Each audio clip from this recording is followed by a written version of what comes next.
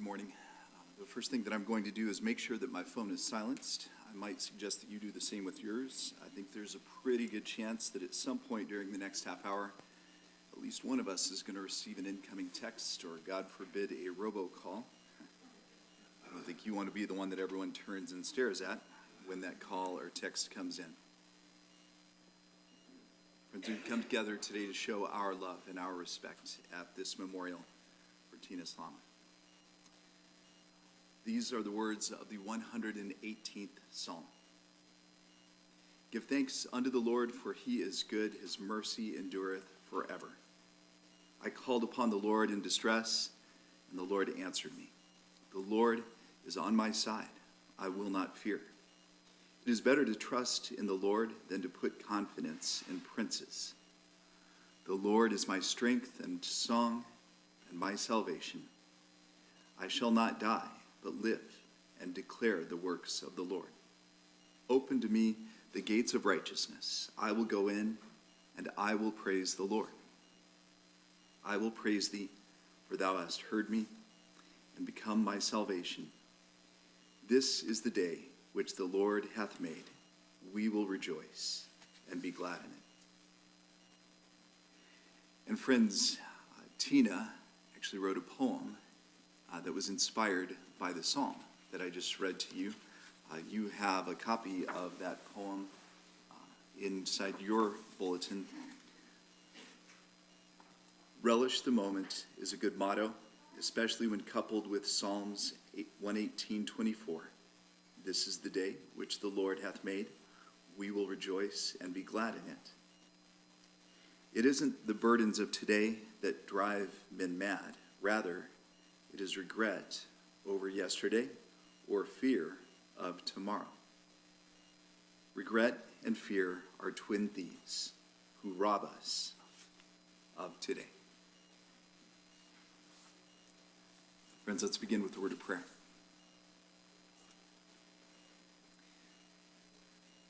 God, we recognize the fact that in many ways this is a difficult day.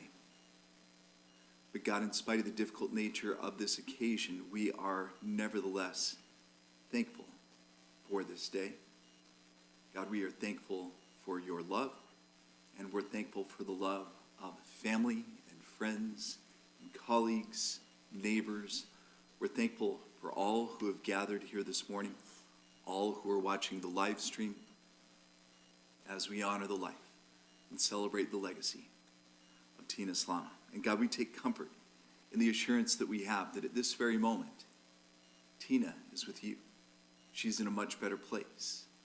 And God, just as you have been faithful to her, God, we know that you're faithful to all of us as well. And so, God, I pray that you would comfort those who are understandably grieving as a result of Tina's passing. And ultimately, God, today, in spite of the grief, we choose to thank you. God, we thank you for Tina's life, even though it ended far too soon. We thank you for her legacy. We thank you for all of the ways in which she made this world a better place. God, I thank you for the memories of Tina that her loved ones will carry with them in their minds and in their hearts for the rest of their lives. God, we lift up all these prayers to you in Jesus' name. Amen. Well, friends, we've come to the time of the service when the family wanted to open it up and give you the opportunity to be a part and to perhaps say a few words about Tina. Perhaps you could be taking the next few minutes to be thinking about what you might like to say about her. To get us started, I would like to invite Tina's brother, John, to come and to share a few words about his sister.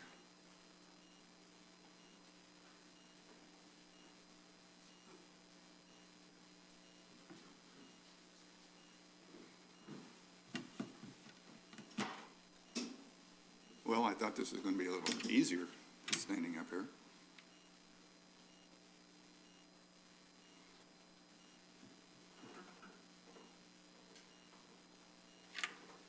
It's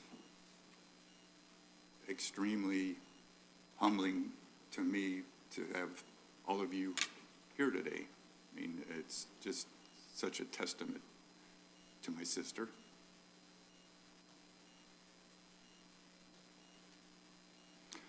And I really didn't want to have the tears.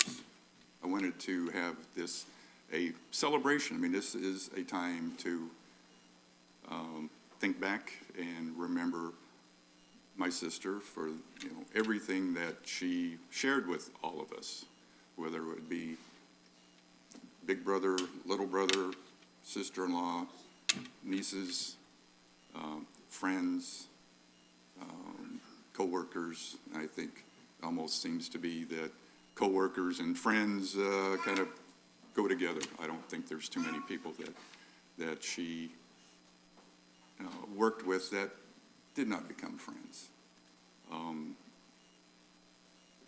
So I just thank you all for being here. But ultimately, being the older brother, I've tried to search my memory for something that I could share with you, maybe a little dirt here and there, or a little something that she might have done that was mean to me, or something that she shouldn't have done. I can't think of anything. I mean, if anything, after all this time, it was me, the older brother, that was picking on her and getting her in trouble. So, I mean, again, with that in mind, I'm hoping that those of you that have known her over the past 20 plus years, or maybe not even that long, but might have some new dirt, or some new stories. I mean, maybe she had an extra glass of wine that one time, or I don't know, just something that I could take with me and say, she wasn't as perfect as I thought she was, So, give us a laugh, or whatever you care to share. But I know we would appreciate, any fond memories or anything you care to share with us. And don't worry, if I can get up here and speak, any of you can get up here and speak as well. So we would appreciate that.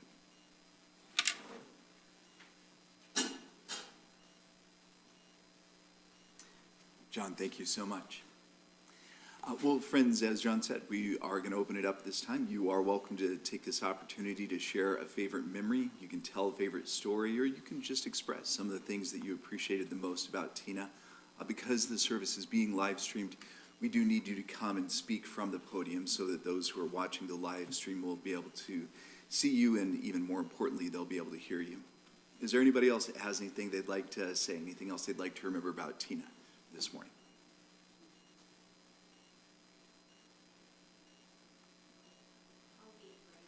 All right. So hopefully if I do this, get up. People always hate being the first one. So as many of you know, I'm Melinda. I worked with Tina almost 20 years. It would have been this coming up October. And Tina happened to have been the very first person I met when I walked in the door. And so as you can imagine, you couldn't think of meeting someone with a better smile than Tina. And when I walked in the door, she was where she always was at the beginning and the end of the day, where she'd always chit-chat with the security guard. So she was always so great at that. But, a year and a half, 2 years later, I came to work with her in client services, and she was my policy change partner in crime. And one of the things we would always joke about is she'd make a mistake, and I'm like, I've done that so many times before, or something. And we had this running joke of, it must be a Louise thing, because my middle name is Louise as well. So we would joke, oh, it must be a Louise thing. Along with having the same middle names, my middle son, Zach, was born on her birthday, so I could never forget that. And so I hope she was happy when he was born. You know, being like, it was on my birthday. But she was an amazing, wonderful, kind soul. There was not many people I know who could top her. So her loss is very deep, and she will be missed beyond words, I know, by many of us. So, all right, thank you.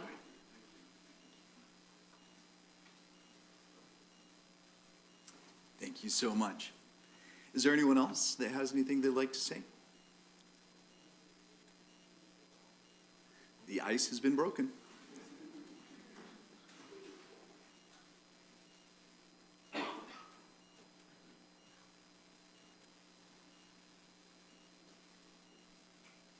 I'm Stacy, and Tina would be very shocked if she saw me up here because I'm very shy, like she is.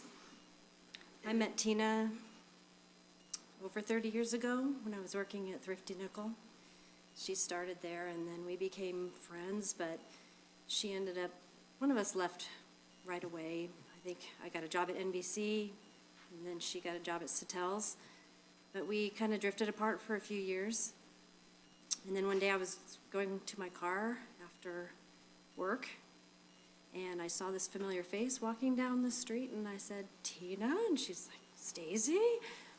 So ever since then, we've been like this, and that was probably back in the early 90s. And sorry, John, I don't have any dirty stories about Tina either, because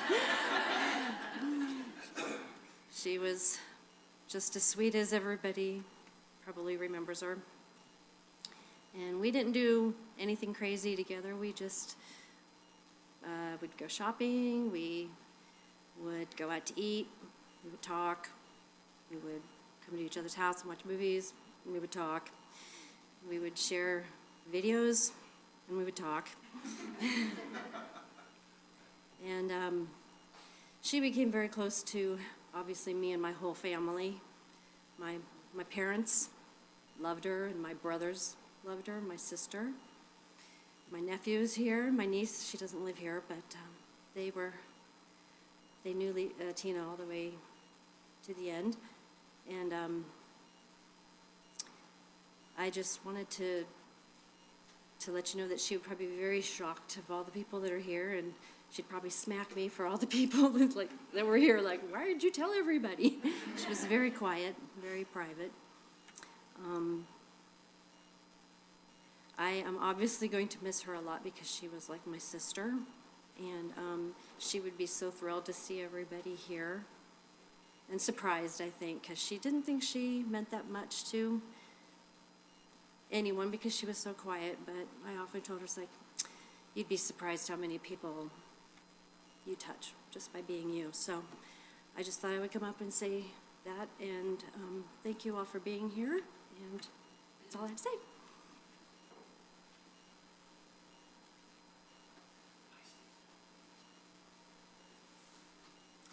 Stacy, thank you so much. Is there anyone else that has anything they'd like to say about Tina?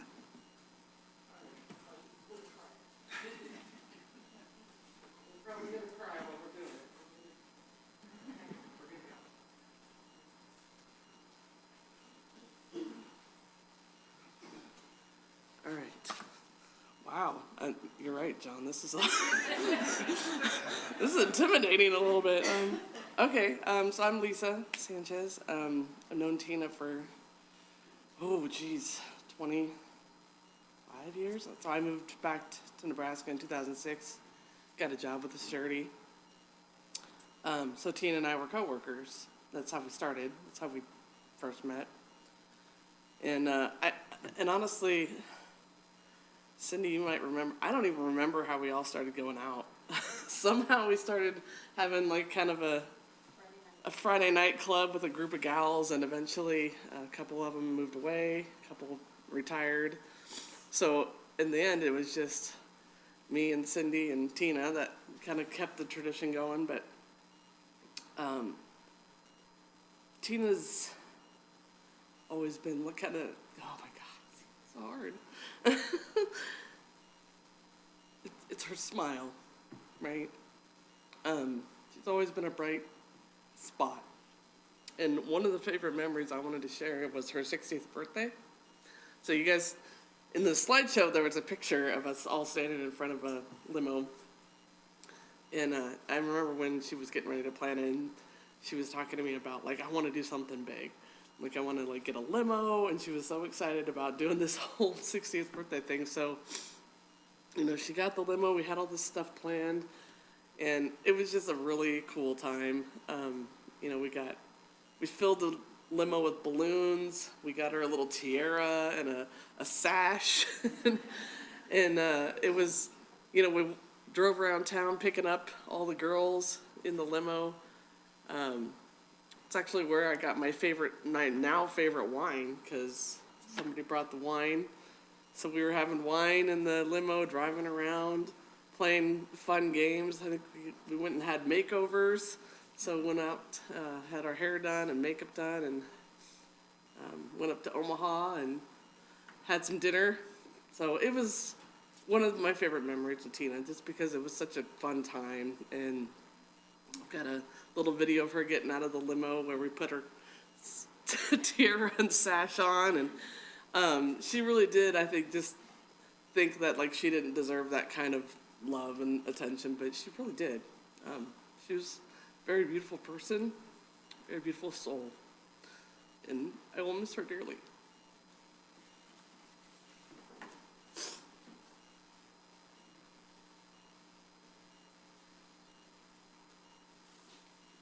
Lisa, thank you so much. Is there anyone else that has anything they'd like to say? Anything else they'd like to remember about Tina this morning?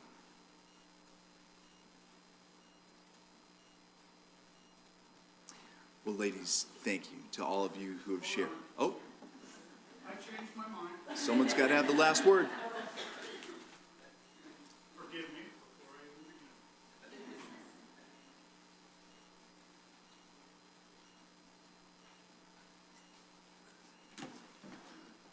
even begin. Whoa, there's a lot of you.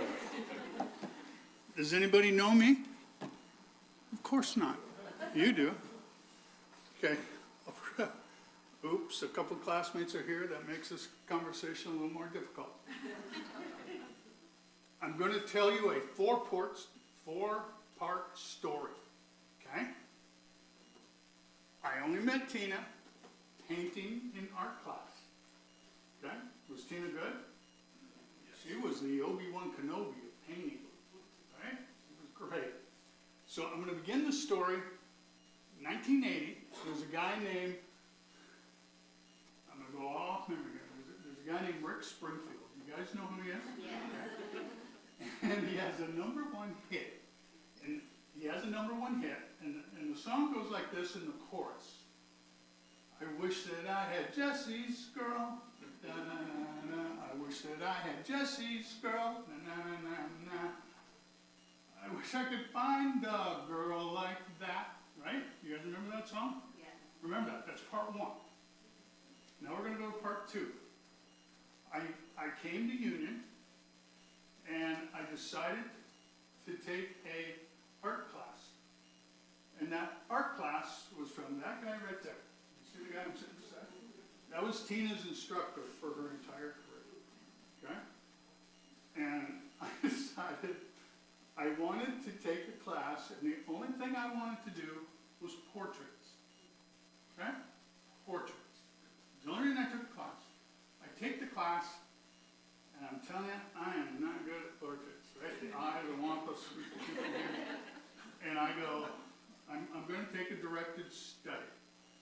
My father passed away. I came back and I said, man, I don't think I should take this art class. This isn't going to work. But I loved him. Okay? So I took the class and I took directed study so I could learn all these things. One of the things I wanted to learn was oil. And he takes me in, and we're literally in this room like this. Like, I walk in the room, Tina's right here. Okay? She's right here with that huge Duran Duran painting. Have you seen that out there? Okay, it's over here. It's huge, right? And I'm sorry, I'm a goof. You know, I walk in, I put my my little canvas right here, and I look over, and I swear to you, I go, oh my word, Duran Duran! And I'm like a 10-year-old with a rock star. And I go over to her, I don't know her. I don't know her. And I go, you like Duran Duran? She goes, yeah. And I go, oh my word, look at his hair. Look at this, look at that. Oh, you put a blue jean on now. This is, are you a fan of Simon Le Bon? And she goes, yeah, he's okay. and what you guys don't know is that when you go to Union, there's like a mini annual that's made, right? It's a mini annual.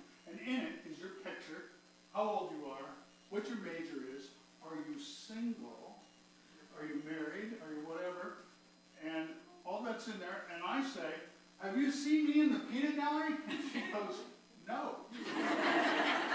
And at the bottom of the thing, you can put a phrase, right?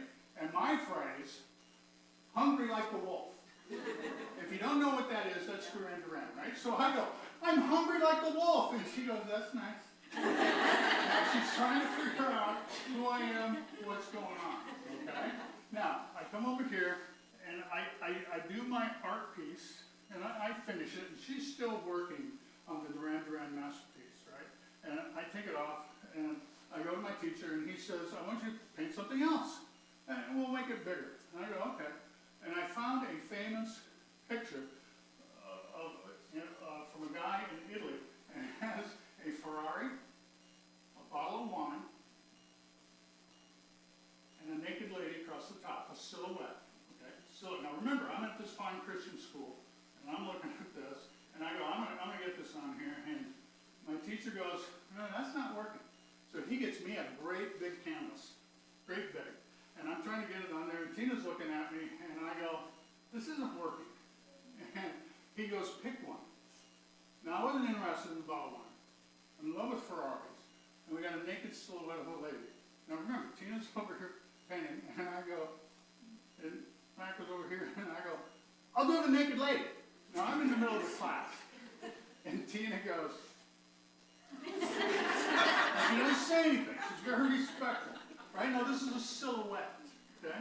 So I started on the silhouette, and I'm doing my thing, and I get it where it's pretty good. And I get to the point, in the picture, there's hair going, she's laying down, and there's hair going down the back, and I don't like it. And I'm frustrated, and we put and redo it, and I go, this is frustrating. And she looks at me and goes, you don't like that? I go, no. And she goes, just change it. That's all she said.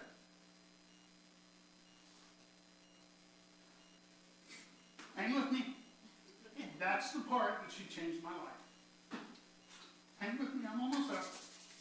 So I took and I drew all these curls down the back of my dream lady, right? And Tina's over here. And I swear to you, I'm like, how did you get those curls? How did you do this? Did you do a big brush? Did you do a little brush? Did you do a dot? What did you do? And I'm asking her 8,612 questions. And she goes, you're doing fine.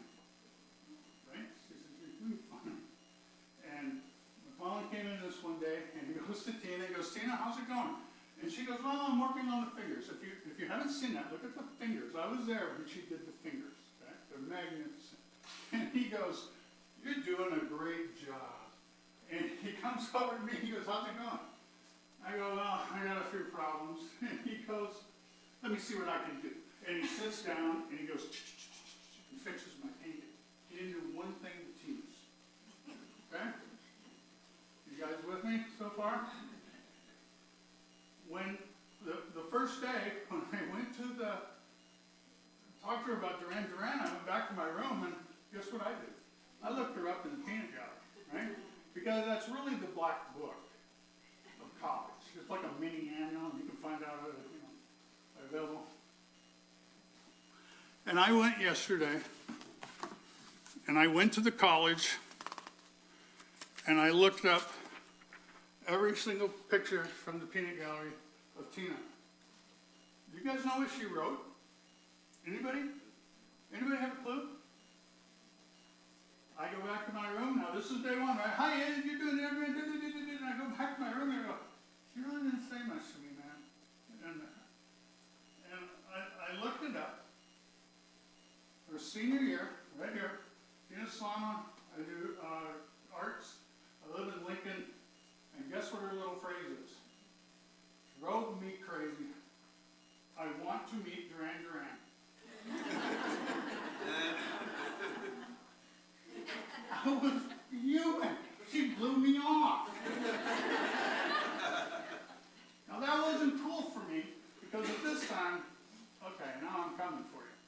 So I knew my friend was with her all 4 years of her thing. So I gave him the cafeteria and I go, dude, do you know Tina Slama? He goes, yeah. Yeah, I do. I go, I talked to her about Duran Duran, I did all this stuff, and she blew me off. And he goes, she's shy, and you're not.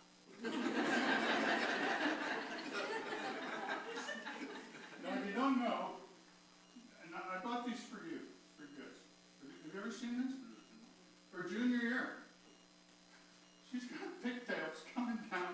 She looks like she came in a baseball jersey, and she looks like a kid from second base in baseball. And she says, love you, Mom and Dad. Okay? Now, hold on. In the freshman year, and I brought these for you guys if you want them. Because I hunted them down. I copied them last night. I was up at midnight, put them together, because I wanted you to see the evolution of her. Her freshman year, she's got glasses this big, hair parted down the middle, all the way down, no smile whatsoever. And guess what she says at the bottom? Nothing. And she looks like a little bit of the Little House on the Prairie kind of thing. Her next year, she got her hair curled, she's got a nice, I mean, she went straight to supermodel. And she says, I like surprises. So I go back to class, and I said, Tina, I see you kind of like Duran Duran, huh? And I harassed her for the next 2 months in class. I was beside her the whole time. That is part, I need some water, I'm sorry.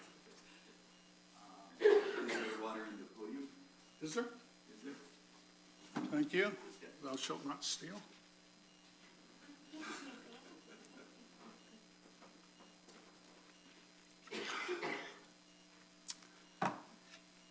So we finished that, and what you don't know is in our school, if you went out the door, so I'm here, she's here, you go out the door, you go around, and there was another room, there was another art room, and you could do stained glass, you could do pottery, you could do silk screening, and all these kind of things, and that was there, and my friend was there doing a 6-foot stained glass horse rearing up, what do you call it, night. And it's a black, and it's magnificent. And he's working on the stained glass. Now remember that, right?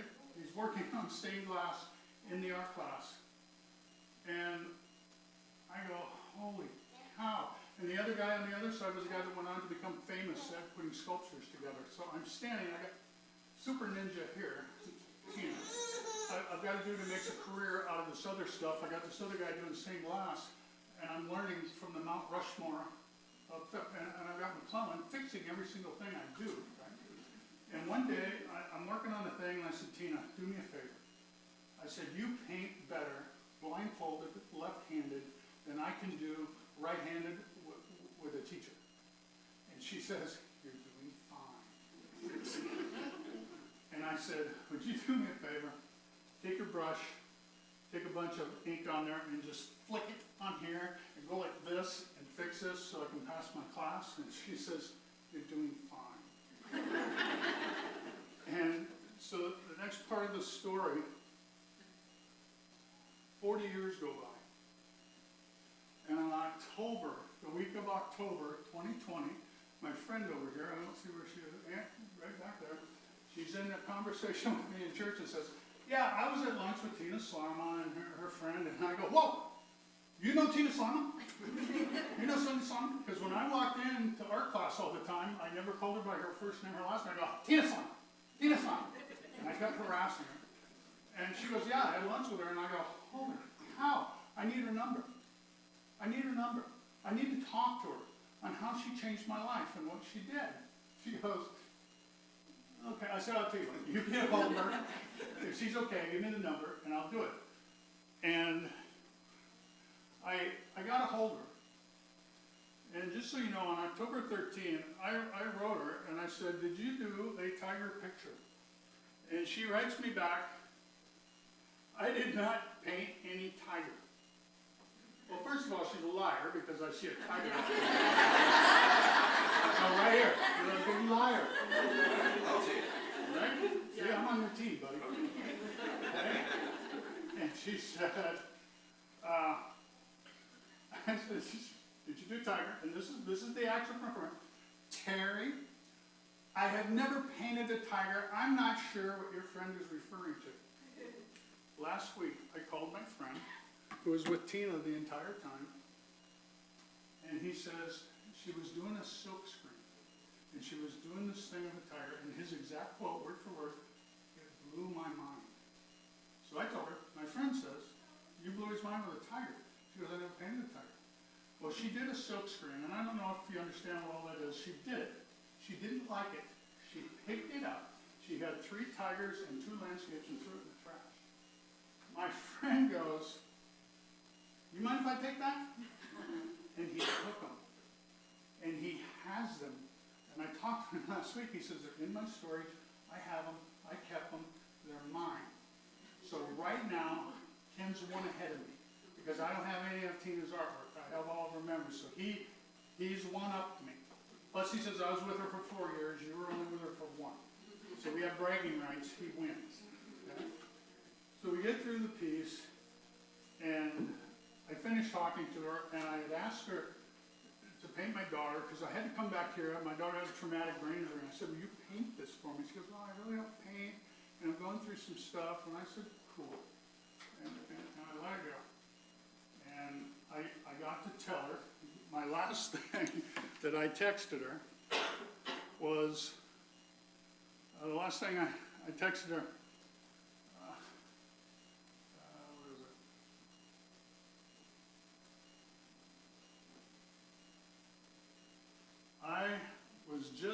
I was a goof in art class, but you had skill. And you know what she responded to me? I thought she'd say, you're doing fine, Terry. She gave me a great big emoji smile. Okay? That was in 2020. Now the final part of the story. I've told you 1, 2, 3. Now what does Rick Springfield have to do with Tina?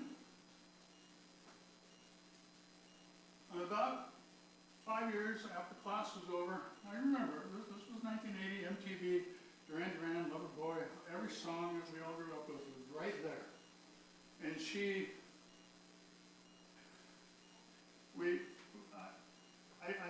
I saw the backstory on how Rick Springfield, Jesse's girl, was made.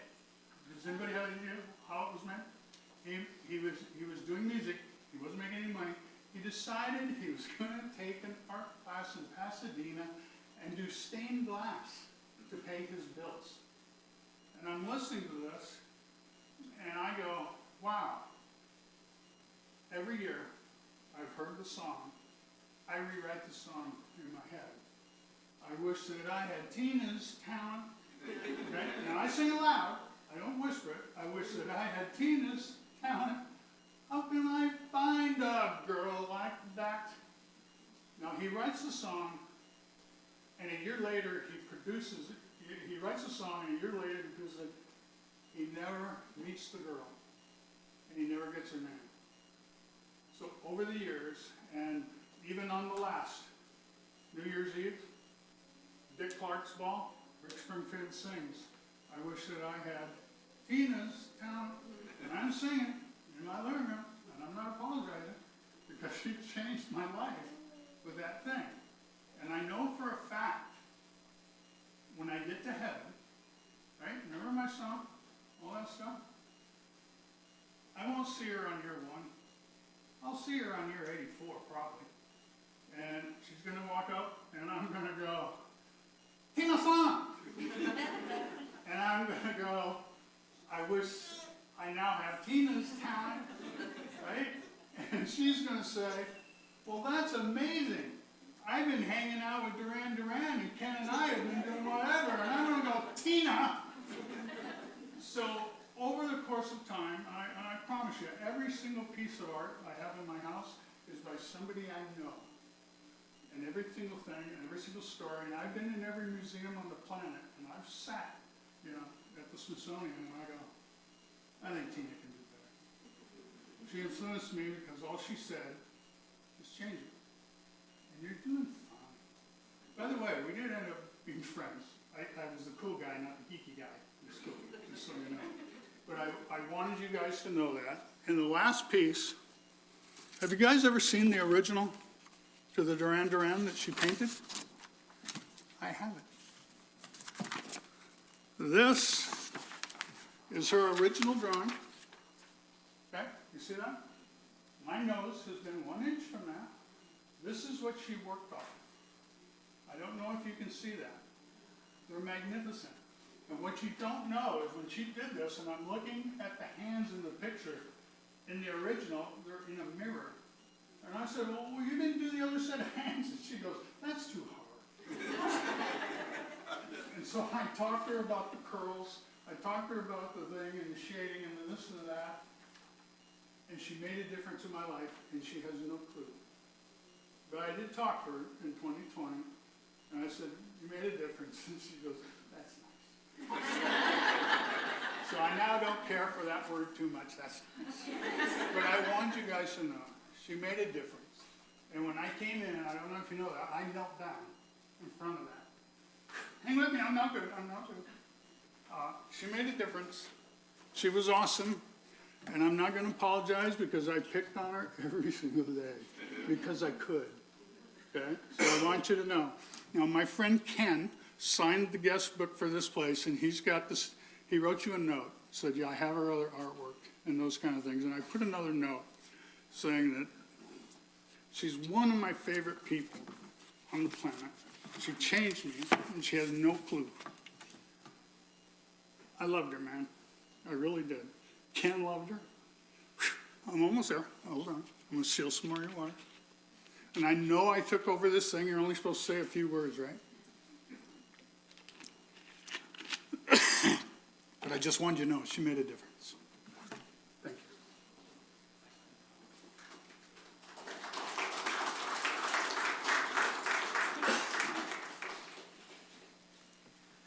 Thank you, sir. Was there anyone else that has anything they'd like to say? Last call. Well, thank you to all of you who have shared all of your wonderful memories, all of your wonderful stories with us. And we are going to take some additional time later in the service to continue reflecting on some of the things I know that you'll always remember the most about Tina, some of the things I know that you appreciated the most about her. I know you've heard that old saying, a picture is worth 1,000 words. Right now we're going to view this slideshow. The family has prepared for us as we continue to reflect on Tina's life and legacy.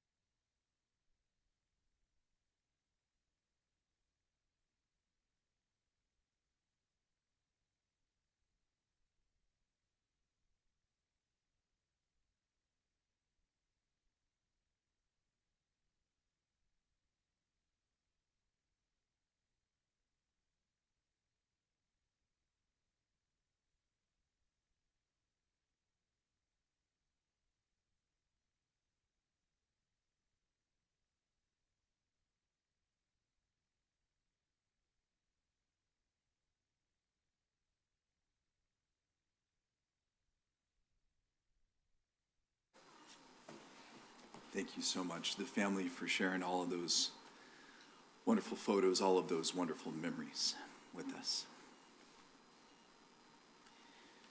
Friends, we've gathered this morning to show our love and our respect at this memorial for Tina Slama, and I see the tears. I know that this is a tough day. But at the same time, friends, based on everything I've been told about Tina, I don't think she would have wanted us to turn this into an overly somber or solemn occasion. And so my hope is that in spite of the grief that I realize is present and is absolutely warranted, my hope is that we can try our best to make this what I think Tina would have wanted it to be. My hope is that we can do our best to make this a celebration of an amazing woman who lived an incredible life even though it ended far too soon. A woman who made this world a better place. And friends, I realize this is a very predictable thing for a pastor to say, but sincerely, the greatest reason that we have to celebrate today is because we know that at this very moment, Tina truly is in a much better place. You know, if you had a Bible in front of you right now, and if you turned to the very end, it is literally in the final few pages where we're given a small glimpse into eternity. Revelation 21 tells us that heaven will be a place where we will live with the God who created us from the dust of the earth. And we're promised that in heaven, God's going to wipe away any and every tear from our eyes. We're promised that in heaven there will be no more death, no more sorrow, no more crying, no more pain. We're promised that in heaven God will have made all things new. And so, friends, I hope that you can find at least a measure of comfort in the reminder that Tina truly is in a much better place. But at the same time, as I say that, friends, I want you to know that I understand what you're feeling today because I've been where you are. I know what it's like to lose a beloved family member, a friend, a colleague. Friends, I know that Tina Slama was a great woman, and I know that she is going to be greatly missed.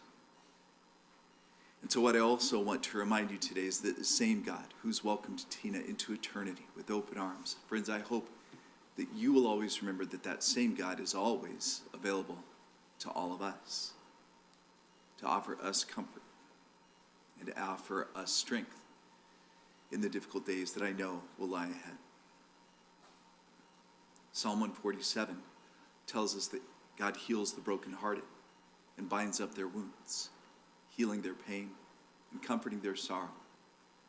And friends, I believe that God is a never-ending source of comfort, encouragement, and just as Tina was creating in God's image, friends, all of us, every single one of us in this room, everyone who's watching the live stream, all of us were created in God's image. I don't think that God ever wants to see any of us suffer needlessly, but rather I believe that it's in the difficult moments like these when God is more than willing to come right up alongside of us. I believe that God's always willing to reach out and to take us by the hand and to walk with us for as long as we need through the difficult days that I know will lie ahead for many of you. And friends, some final thoughts we should probably consider this morning are these. What can we learn from the examples that Tina set for us? And how should we continue with our lives after we leave here today? I had a really nice visit with a couple members of the family, and as they were telling me about Tina, I was taking notes as fast as I could. One of the questions that I asked them was what they would always remember the most about Tina, what they thought the rest of you would say, that you will always remember the most about her. And of course, as we've heard referred to several times today, they talked about what an incredibly artistic person she was.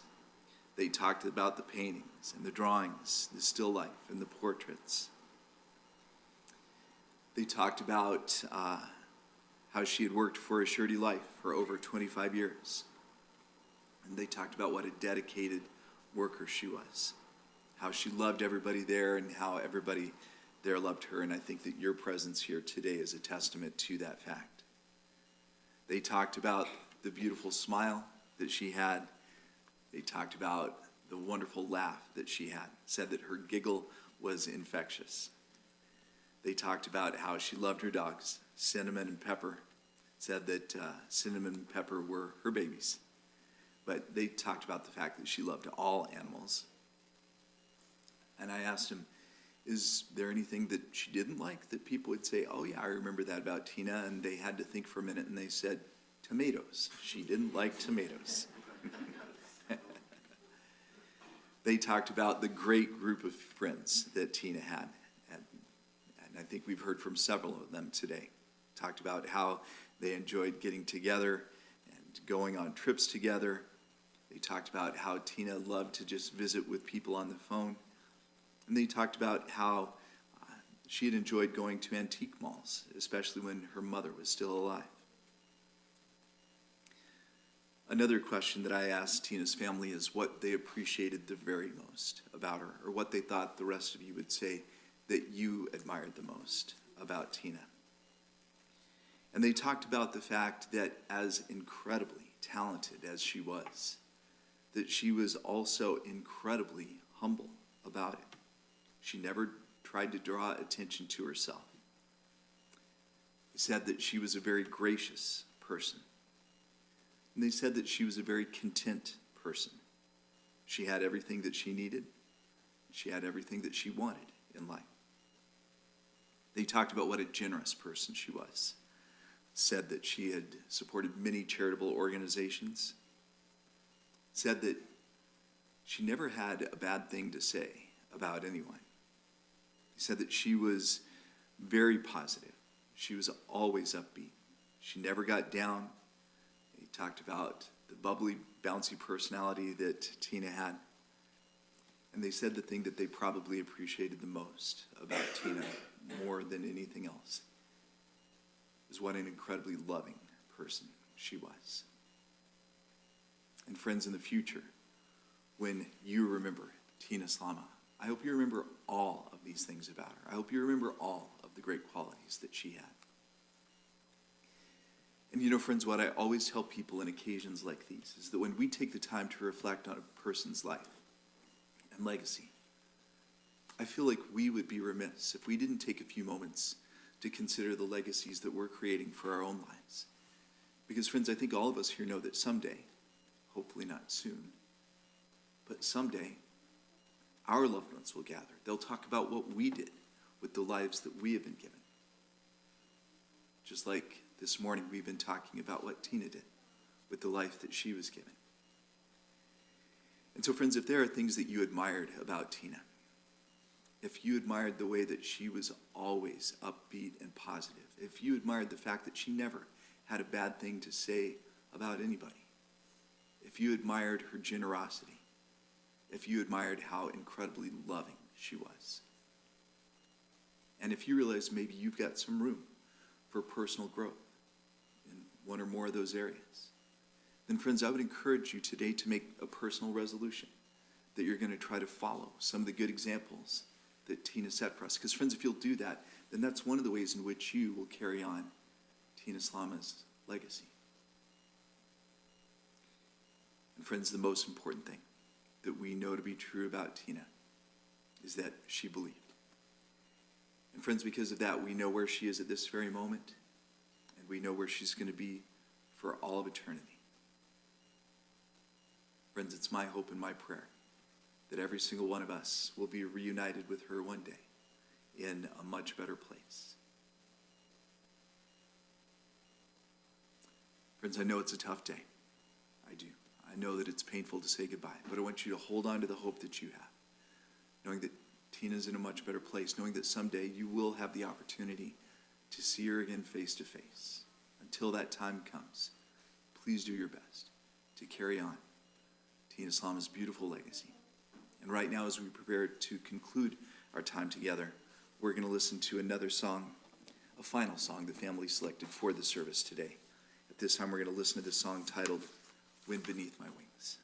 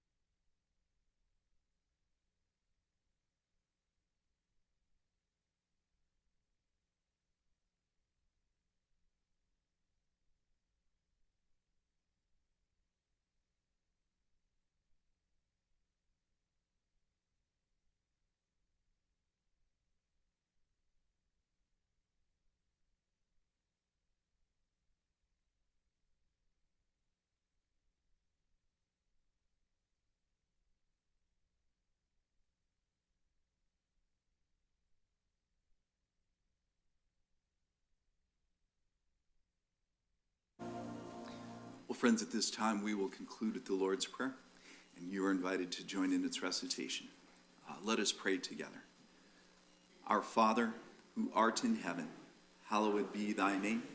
Thy kingdom come, thy will be done, on earth as it is in heaven. Give us this day our daily bread, and forgive us our trespasses, as we forgive those who trespass against us. And lead us not into temptation, but deliver us from evil. For thine is the kingdom, and the power, and the glory forever. Amen. Well, friends, I have no doubt that at this very moment, Tina is in heaven above. When I asked her family what they thought she'd be doing up there right now, they said that they took comfort in the thought that she is reunited with her parents. I would certainly like to think that she's looking down at this gathering and that she is so honored by your decision to be here today, to show your love and support to pack out this chapel. Once again, on behalf of the family, I want to thank all of you for being here. I want to invite you to stay for the reception, which will be held in the North Reception Room at this time. And friends, this concludes our memorial.